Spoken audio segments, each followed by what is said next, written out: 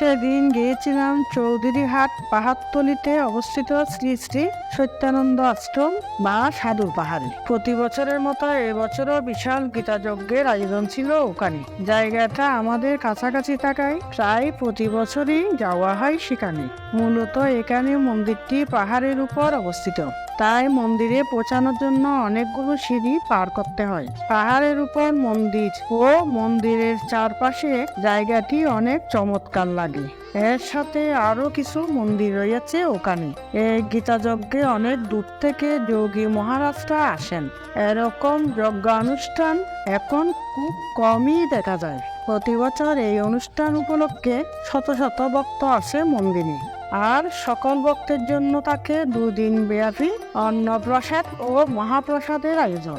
এই উৎসবকে ঘিরে অনেকগুলো দোকানও বসে এখানে। কখনো সুযোগ পেলে অবশ্যই মন্দির দর্শন করে যাবেন। হরে কৃষ্ণ।